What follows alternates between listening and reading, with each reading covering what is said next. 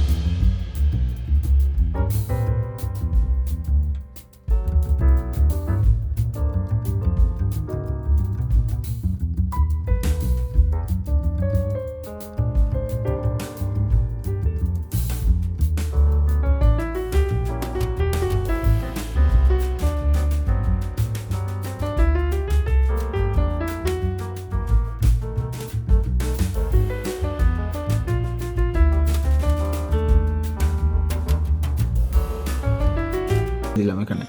আর আমার যে ইমেল আইডিতে এটা গেছে ওটিপি, সেটাও আমাকে চেক করে নিতে হবে। ইমেল আইডিতে গেলাম আমি, এই যে এসে গেছে IRCTC অনলাইন থেকে। এখান থেকে আমার যে ওটিপিটা গেছে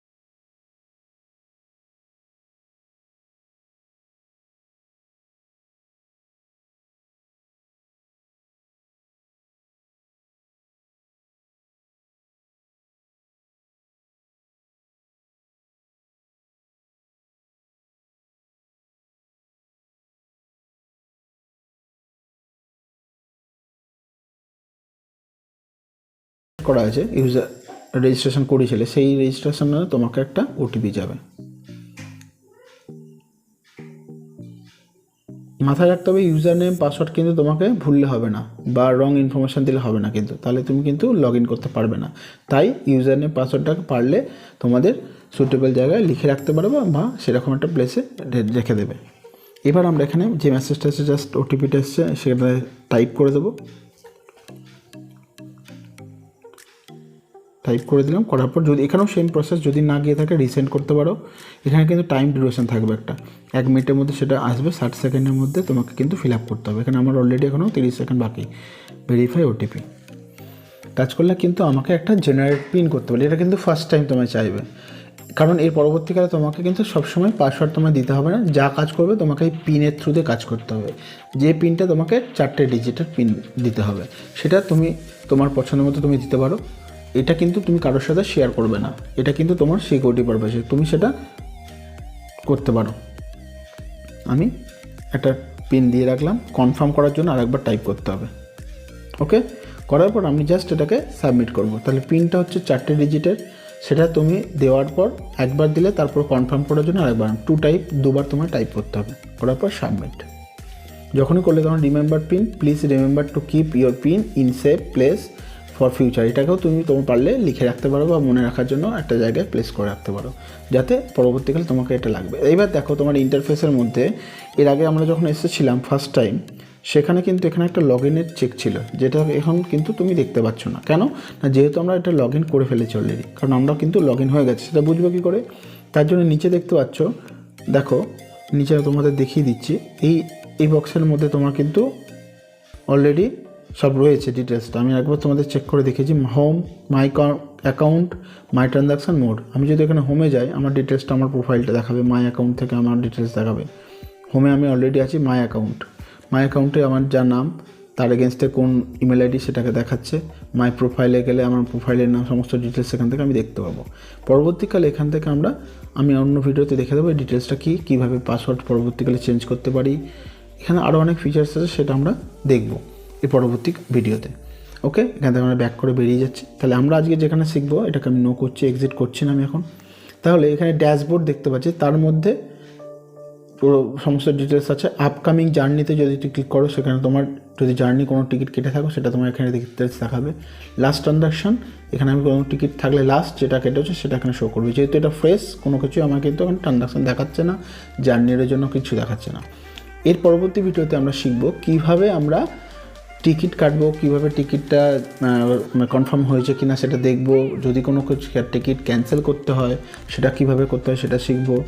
ক্যান্সেল করলে তার অ্যামাউন্ট আমার কাছে রিফান্ড এলো কি না, এলে কত এলো, কী রেশিওতে এলো, কীভাবে এলো, তার সমস্ত ডিটেলসটা কিন্তু আমরা এই পরবর্তী ভিডিওতে আনবো।